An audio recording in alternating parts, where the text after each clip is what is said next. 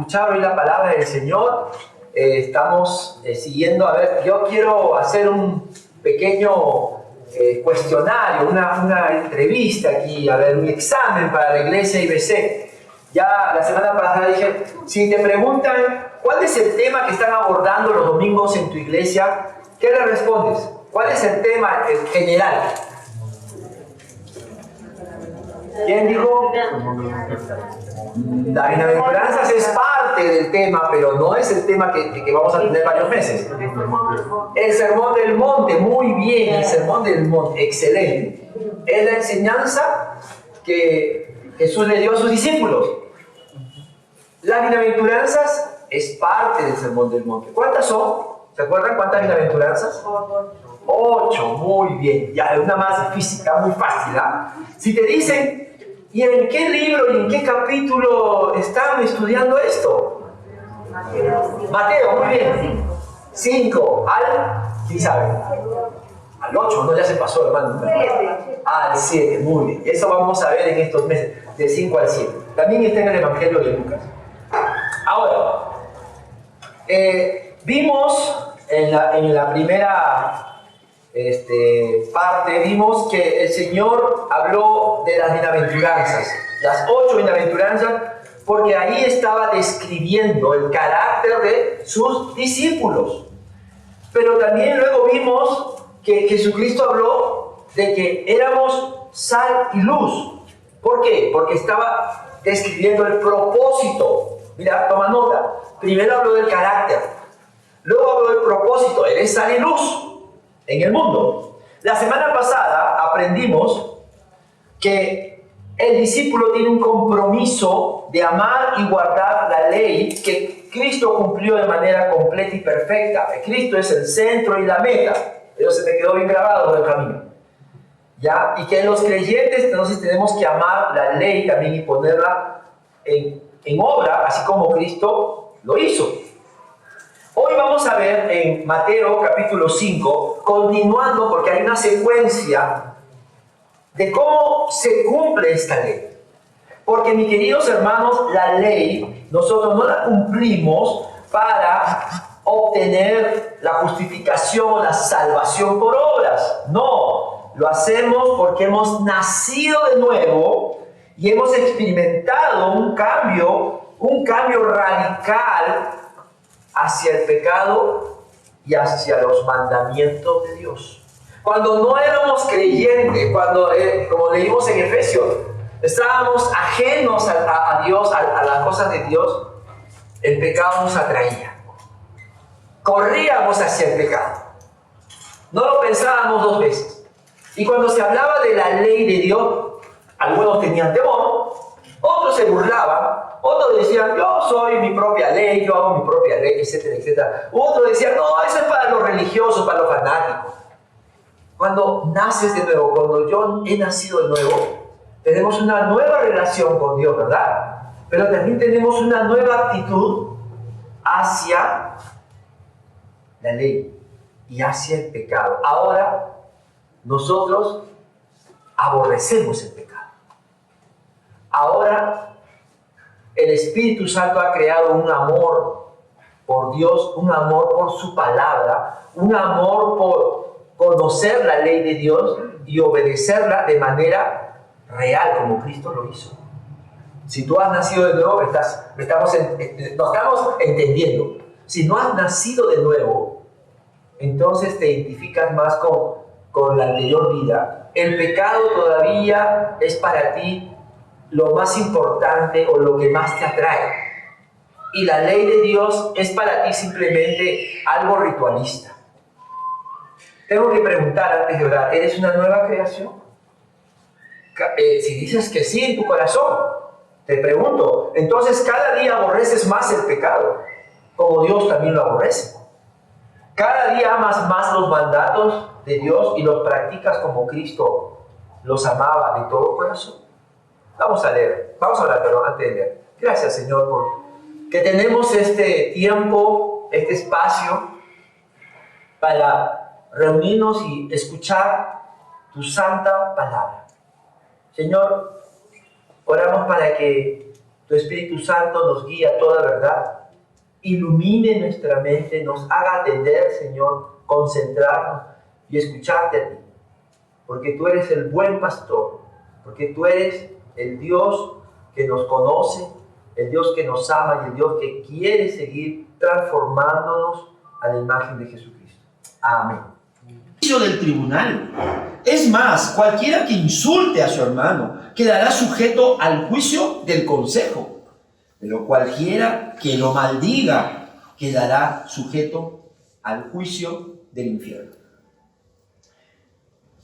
Los maestros judíos le daban su propia interpretación a los mandamientos de Dios. Ellos enseñaron que el cumplimiento de la ley era simplemente no hacer lo malo, y se olvidaron de hacer lo bueno.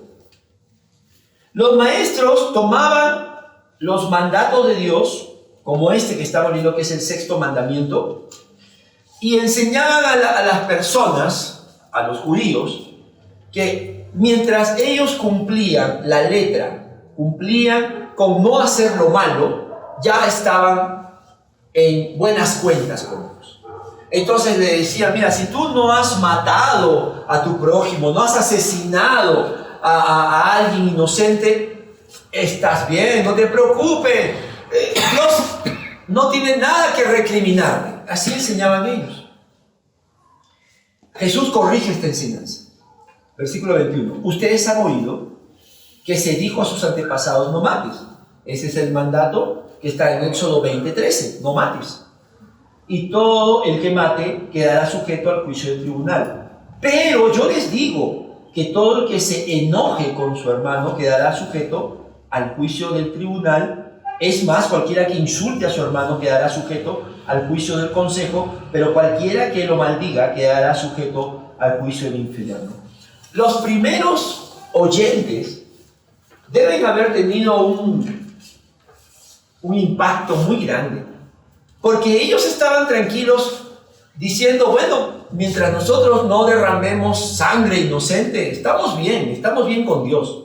Pero Jesús les dice, a ustedes se les enseñó la ley moral. Los 10 mandamientos se conocen como la ley moral de Dios. Hay leyes religiosas, ceremoniales, como los sacrificios, hay leyes civiles, ¿no?, para la buena convivencia, pero los 10 mandamientos se conocen como la ley moral. Son leyes eternas. Dios las estableció para la humanidad. No depende de la sociedad, no depende de la idiosincrasia, no depende de nosotros, porque la dio Dios. Y es moral, ¿por qué? Porque nos transfiere, nos enseña el carácter santo y justo de Dios. Los 10 mandamientos, amados, no los podemos cambiar nosotros, porque nos enseñan cuán bueno, cuán santo, cuán amoroso, cuán perfecto, cuán justo es Dios. Por eso se conoce como la ley moral. Jesucristo entonces les dice, si ustedes se enojan con su hermano, no estén tranquilos. Dice, serán sujetos al juicio del tribunal. ¿Cómo? O sea, ¿podemos ser juzgados por enojarnos? Y Jesús no se queda ahí, sino que la cosa se agrava. Es más, cualquiera que insulte a su hermano quedará sujeto al juicio del consejo, el más alto tribunal. Y ahí no se queda. Ya imagínense de las personas. Pero cualquiera que lo maldiga quedará sujeto al juicio del infierno. O sea, está hablando ya de un castigo eterno. Vamos un poquito a detenernos en las palabras claves aquí. Jesús dijo, cualquiera que se enoje. Esto lo compartí con las mujeres el día jueves. Las que tomaron apuntes y tienen buena memoria se acordarán. La palabra es orgizo. Yo les expliqué el jueves, porque tuve que hablar del tema del enojo y la ira, que en la Biblia hay por lo menos 6 palabras para enojo e ira, y se intercalan. Pero las más usadas es la ira que explota, ¿no? Que de pronto por un imprevisto, por una situación que no esperaba, te incomodas, ¿no? Y eso, por ejemplo, a mí me pasó hace unas semanas cuando cortaron el agua por mi casa No me acordé, dejé el caño abierto. Mi esposa se había ido de retiro con un grupo de hermanas y después de los cultos de dar clases también fui a mi casa a descansar porque en la tarde tenía que reemplazar a mi esposa. Y cuando abrí la puerta, todo se había inundado. La cocina, la sala, el comedor. Mi perro se había ido a la azotea mosca. Entonces, y en ese momento yo sí dije, ¿qué pasó? Y yo, qué tonto, cómo me olvidé, me molesté. Y incluso en ese momento dije, ¿por qué? Si tengo que todavía ir a enseñar, a dar. Ese tipo de enojo o ira es una reacción efervescente, ¿no?, ante una circunstancia. Pero Jesús usó la palabra orgizo. Y orgizo es un enojo o ira acumulada. Es ese enojo que tú dices cuando alguien te hace algo, ya, sacas tu libretita. Va una. Ese es el enojo que Jesús hizo referencia. Orgizo. Luego dijo que el que se enoja, el que guarda ese enojo contra su hermano, dijo, quedará sujeto al juicio del tribunal. O sea, lo que nos está diciendo el Señor es que Dios no lo pasa por alto, hermanos. Eso será juzgado. Luego dijo, es más, cualquiera que insulte, la palabra insultar ahí, en el griego es raká. La NBI lo ha puesto como insultar, porque efectivamente raká significa, es un término del más absoluto insulto, significa vacío, indigno, necio. Algunos lo han traducido como cabeza hueca.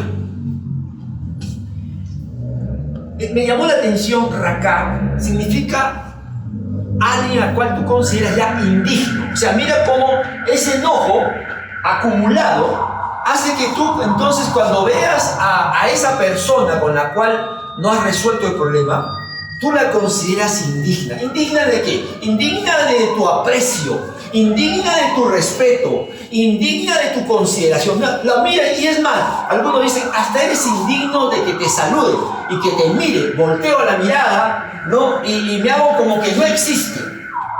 Es un insulto. El enojo acumulado va a producir una aversión o animadversión, o sea, ¿me entiendes? ¿No? Pero dice Jesús, al que insulte a su hermano quedará sujeto al juicio del consejo. Otra vez, el sentido es el mismo. No, Dios no lo va a pasar por alto. Tercero, pero cualquiera que lo maldiga quedará sujeto al juicio del infierno. Ahí la palabra maldiga de la NBI es moros. Moros significa fatuo, así creo que la tradujo la Reina Valera. Ignorante, insensato, cabeza dura. O sea, de cabeza hueca pasó a cabeza dura. ¿Y cuál es la intención? Porque esto es importante estudiar. Los idiomas tienen palabras y tienen intenciones. Ya es despreciar a esa persona. Me enojé, lo considero indigno, ahora lo menosprecio. No existe para mí. Amado hermano, familia, ¿sabes qué es lo triste? Lo triste es que hay cristianos que creen que pueden servir y agradar a Dios, o pueden vivir la vida cristiana teniendo estos sentimientos guardados en su corazón. Entonces Jesús corrige la enseñanza equivocada de los maestros, porque ellos la limitaban a un cumplimiento externo. Jesús les enseña que para matar o asesinar no necesitas quitarle la vida física a alguien, sino basta con que te enojes. Basta con que guardes ese resentimiento con esa persona y permitir que te contamine hasta odiarle y despreciarle. Hermanos, ¿Cuántos asesinos hay en esta sala? ¿Cuántos asesinos somos ante los ojos de Dios? Esto es una actitud interna del corazón, que no siempre se muestra externamente, ¿no? A veces por educación sonreímos, pero en el fondo hemos asesinado a nuestro prójimo, a nuestro familiar o a nuestras autoridades. Y que muchas veces se evidencia, mira, en palabras y en actitudes, ¿no? Y eso nuestros hijos escuchan, y eso los demás escuchan, se dan cuenta. Nosotros pensamos que no se dan cuenta. Enojos sin razón, reproches desconsiderados, odios y sentimientos desagradables contra una persona, dice Cristo, son asesinato, porque han desechado los principios de amabilidad, paz y humildad en nuestro corazón. Ahora, Jesús vino a cumplir la ley santa de Dios, no de una manera ritualista o externa, sino Él lo cumplió de una manera completa, espiritual, real. Los discípulos de Jesús, entonces, imitamos esa obediencia porque hemos nacido de nuevo. El Espíritu Santo crea en nosotros un amor, un afecto hacia Dios y hacia su palabra y sus mandamientos. Jesús nos demuestra que la ley de Dios no se cumple solamente con no hacer lo malo, sino con hacer lo bueno de corazón. Anota eso. Lo bueno que hagamos, si es de corazón, entonces eso agrada a Dios. Esa es obediencia verdadera. Obedecemos a Dios, escúchame, obedecemos los mandatos de Dios con nuestros pensamientos, con nuestras motivaciones correctas, con nuevos deseos que el Espíritu crea en nuestro corazón. Hermanos, la obediencia a Dios tiene que venir de la naturaleza nueva, del corazón nuevo, de la pureza de corazón. No es un acto ritual externo para que los demás vean. Bien dijo el Señor, le dijo a Samuel, en 1 Samuel 16:7. Puedes acompañarme, mira en tu Biblia, 1 Samuel 16:7. Pero el Señor le dijo a Samuel, no te dejes impresionar por su apariencia ni por su estatura, pues yo lo he rechazado. La gente se fija en las apariencias, pero yo me fijo en el corazón. Así es. Así que la ley de Dios, hermanos, no es simplemente, meramente, no hacer lo malo, sino el mandato de hacer lo bueno. En el corazón decidir amar lo que es bueno. Miqueas 6:8. Puedes buscarlo en tu Biblia. Él va a decir, ya se te ha declarado lo que le agrada a Dios. Practicar justicia, amar misericordia y ser humilde ante Él. Así que, hermanos, yo les hago una pregunta. ¿Podemos nosotros, de manera equivocada, de manera religiosa, revisar nuestro día a día? Hay dos maneras. Una es que tú, ahí en tu habitación, no sé, echado, sentado, no sé lo que sea, le digas, bueno, Señor, ya terminó este día, y revisas la lista de cosas que hiciste o que no hiciste. Y revisas las cosas, las reglas, y dices, hoy, Señor, hoy día no asesiné a mi esposo. Mi esposo hoy día hizo una locura como para matarlo, pero no lo maté, señora. Así que estoy bien. Mire, está vivo, todavía tiene vida, lo he dejado vivir un tiempo más. Amén, te vas a dormir. Ahí estarías simplemente cumpliendo una ley externa, de manera literal. La otra manera es que tú, ahí en tu habitación, al terminar el día examinas tu corazón, porque Él manda la vida. Y te humillas ante Dios, como dice Miqueas, ¿no? Practicas la justicia, amas la misericordia, te humillas ante Dios y le dices, Señor, perdóname, porque hoy día mi esposo me sacó de quicio. Señor, Quería darle una cachetada como Will Smith. Quería dárselo, Señor, de verdad. Lo reconozco, Señor. Pero no lo hice, pero no por eso soy inocente. En mi corazón me he quedado, Señor, con este enojo. Y no quiero, porque tu palabra dice que no se debe poner el sol sobre el enojo. Perdóname, Señor. Perdóname. Y voy a pedirle también perdón a mi esposo. Porque siempre los esposos somos los buenos de la película. No, ya sabemos que esto nos pasa. ¿Cuál de las dos maneras tú evalúas tu día a día? Dios ama la obediencia de corazón. Por eso el salmista escribió en el Salmo 51:6: yo sé que tú amas la verdad en lo íntimo, en lo secreto me has enseñado sabiduría. Lo segundo, la segunda enseñanza que quiero compartir hoy contigo, iglesia, es que la verdadera justicia florece en un corazón arrepentido y reconciliador.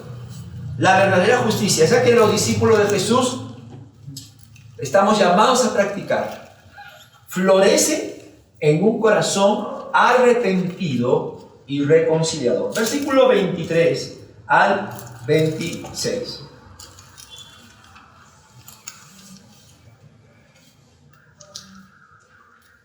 Estamos en el Evangelio de Mateo, capítulo 5. Por lo tanto, si estás presentando tu ofrenda en el altar y ahí recuerdas que tu hermano tiene algo contra ti, deja tu ofrenda allí delante del altar. Ve primero y reconcíliate con tu hermano. Luego vuelve y presenta tu ofrenda. Si tu adversario te va a denunciar, llega a un acuerdo con él lo más pronto posible.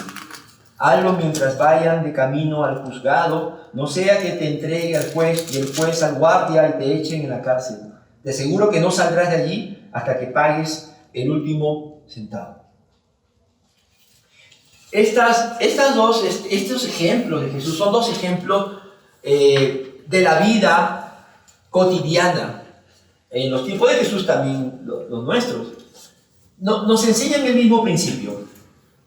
Necesitamos un corazón arrepentido y reconciliador para que la justicia de Jesucristo que se nos ha sido imputada se pueda expresar, manifestar. Hermanos, mira el primero, del 23 al 24. Dice que si estás presentando tu ofrenda en el altar y ahí te acuerdas que tu hermano tiene algo contra ti, deja tu ofrenda delante del altar y ve y reconcilia. Habla de un arrepentimiento y una reconciliación. Ahora, quiero que consideres que estamos hablando de los tiempos del antiguo pacto, donde presentar la ofrenda tenía que ser en el templo. Entonces, imagínate que este hombre, o esta mujer también, o este joven, ha caminado una larga distancia, porque acuérdate que el templo estaba en Jerusalén, y en Jerusalén no vivían muchos. Era la capital religiosa, ¿no? Afuera había aldeas como Betania, etcétera, etcétera, pero la mayoría vivía afuera. Ahora imagínate que este hombre ha llevado su ofrenda a Jerusalén, ha caminado una larga distancia, quizás de días, dependiendo de la distancia. Y cuando va a presentar su ofrenda y el sacerdote, el levita, lo va a recibir, se acuerda que se ha peleado con el vecino, porque la oveja del vecino se pasó, entonces él pensaba que era suya, y al final terminaron diciéndose un montón de cosas. ¿Qué dice Jesús? Deja tu ofrenda ahí, no la presentes. Regresa. Bueno, pero señora, regresa. Porque lo que estás presentando no es adoración. Es simplemente un ritualismo. Es lo que está diciendo.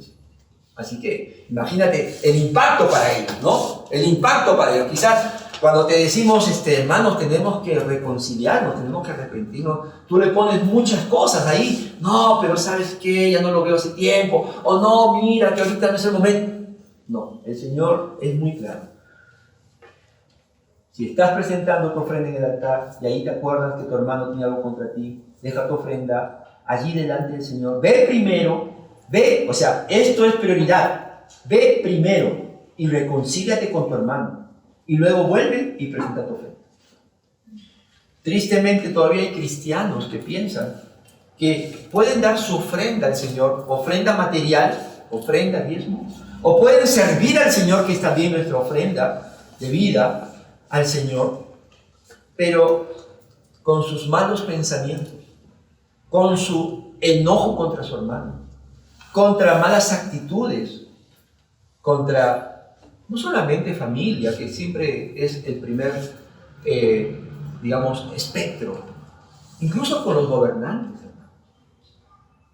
Hoy más que nunca nuestro país está dividido, ¿verdad? Tremendo, no se esperaba este tipo de reacción de la gente. Quizás para algunos está justificado, pero los discípulos de Jesús no podemos guardar enojo, no podemos guardar ese menosprecio que hemos dicho, cabeza hueca, cabeza dura, ¿no? ¿Y sabes cómo se nota? ¿Tú crees que no se nota? Se nota en la manera como hablas, cómo te diriges a estas personas, lo que escribes. Imagínate lo peor todavía, ¿no? Que hay cristianos que dicen que están compensando. Bueno, Señor, tú sabes que yo tengo mi carácter, tú sabes que yo soy así, gendo y figura hasta la sepultura. Y si Él no viene y me pide perdón, ya no es mi culpa. ¿Qué dijo Jesús? ¿Quién tiene que ir? Tú tienes que ir. ¿Por qué yo, Señor? Porque yo dejé mi trono de gloria por ti. Porque yo dejé la gloria divina para ponerme en tu piel y para tomar y cargar la cruz que tú debiste haber cargado. Y lo que has recibido de gracia, dalo de gracia. ¡Wow! ¡Qué responsabilidad, ¿verdad? Tú sabes que uno de los rasgos de la madurez es la responsabilidad. A los 12 años, el bar mitzvah en varones. ¿Sabes qué significaba? Esa ceremonia que Jesús también tuvo como buen judío, era a los 12 años, tú ya eres responsable ante Dios. Mira, 12 años, ¿ah? Así que lo que tú hagas, tú conoces la ley, porque ellos tenían que recitar la ley. Tenían versículos que aprender de memoria. Entonces ya conoces la ley, tú eres responsable. Hoy el Señor está diciendo, estás escuchando la palabra del Señor. Ahora tú eres responsable. Si quieres te quedas como estás, o si quieres vas y buscas a tu hermano y te reconcilias. El segundo ejemplo, versículos 25 y 26. Si tu adversario te va a denunciar, llega a un acuerdo con él lo más pronto posible. Hazlo mientras vayan de camino al juzgado, no sea que te entregue al juez y el juez al guardia y te echen en la cárcel. Te aseguro que no saldrás de allí hasta que pagues el último centavo. Aquí hay la idea de dos que tienen su propia posición, ninguno de los dos quiere dar su brazo a torcer, entonces están yendo, vamos a que un juez nos ayude. Sí, porque yo no voy a permitir que tú me robes la oveja, qué sé yo, ¿no? En el tiempo de Jesús eran los problemas que había entre vecinos. Y mira, están caminando, dice. Piensa en las consecuencias. Piensa en las consecuencias. Hermanos, el diablo nunca va a querer que pensemos en las consecuencias. El diablo va a querer que nuestro orgullo nos domine, que nos victimicemos, la carne, la naturaleza humana, porque no hay que echarle la culpa todo al diablo, va a querer que tú siempre estés así. No, solamente fija tu mirada y tu recuerdo en lo que sentiste, en lo que sufriste, en desagrado. El Señor dice, ¿puedes pensar en las consecuencias? Puede ser que el juez diga, tú no tienes la razón. Y vas a ir finalmente a la cárcel. Y el Señor habla de un castigo que va a ser mayor de lo que imaginaba, porque dice, no saldrás de ahí hasta que pagues el último centavo. Amados hermanos, Jesús les aclara a sus discípulos que antes de presentar una ofrenda a Dios, que antes de querer venir a reclamar justicia, tenemos que dejar que el Señor nos examine. ¿Cómo está nuestro corazón? ¿Cómo está eso que dijo Miqueas 6:8? ¿Cómo estamos practicando la justicia? ¿Estamos amando misericordia? ¿Estamos humillándonos? Porque ¿sabes qué? Eso lo hizo Jesucristo.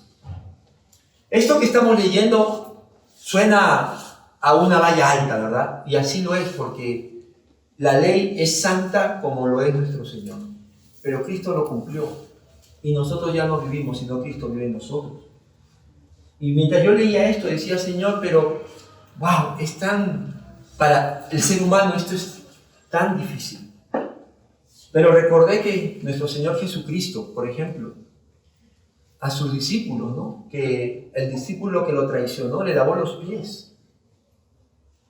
Perdón, al discípulo que lo negó le lavó los pies, Pedro. Al que lo traicionó le dijo amigo. Y en la cruz, él oró y dijo, Padre, perdona a todas estas personas, no saben lo que hacen. O sea, realmente cumplió la ley, hermanos, y la cumplió de corazón, no en palabras. Y yo pensaba también en los fariseos, en los sacerdotes, cuando ellos escuchaban a Jesús y pensaban, comprendían que esas enseñanzas eran contrarias a su religión, a lo que ellos habían aprendido. Ellos guardaron ese enojo y esto que Jesús les enseñaba para ellos les ofendía, porque decía, nos estás contradiciendo lo que nosotros hemos aprendido y enseñamos y vivimos.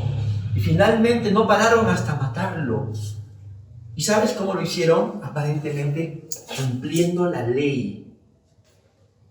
Porque hicieron que testigos falsos aparecieran y le dijeran mentiras acerca de Jesús. Se contradecían entre los testigos.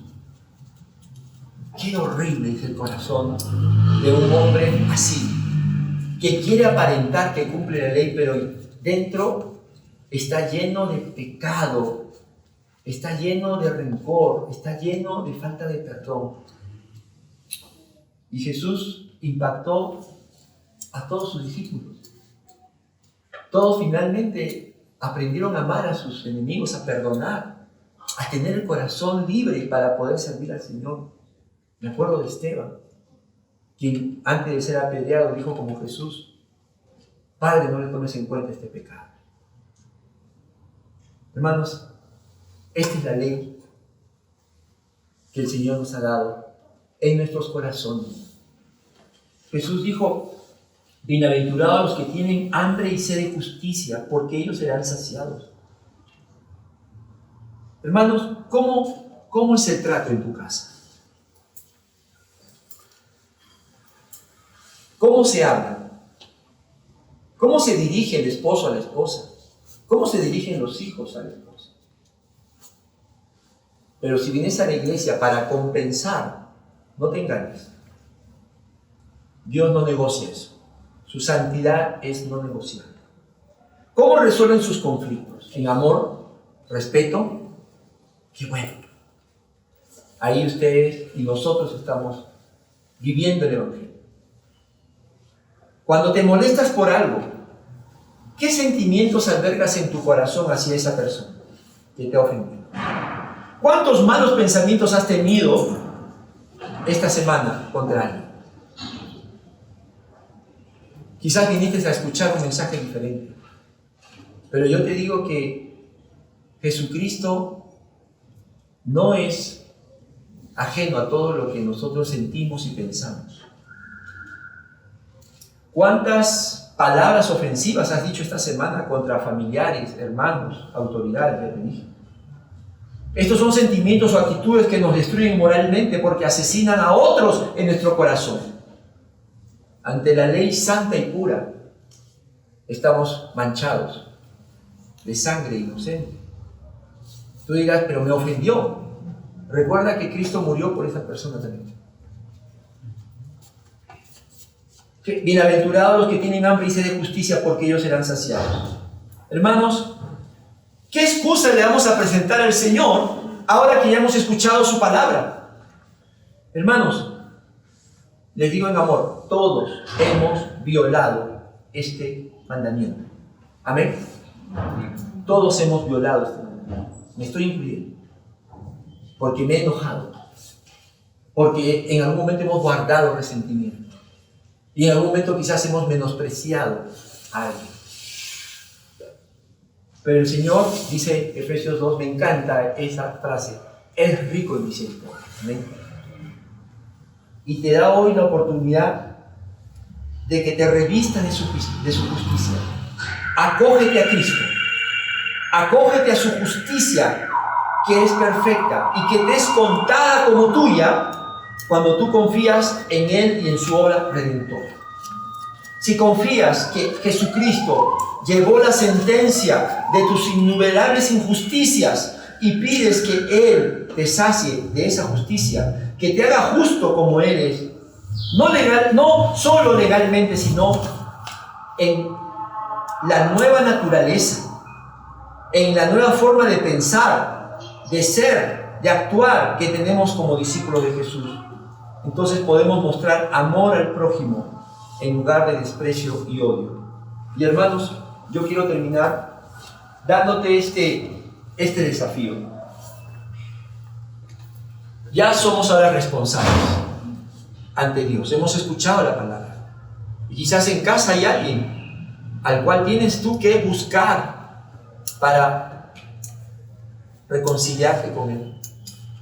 O quizás acá en la iglesia, no lo sé, puede ser. Pero no te quedes sin hacer nada, porque Dios entregó a su Hijo para hacernos libres del pecado. Si tú eres un creyente, no te esclavices al enojo, al resentimiento. No permitas que tu naturaleza pecaminosa, que aún lucha, batalla con nosotros, haga que la nueva naturaleza se apague.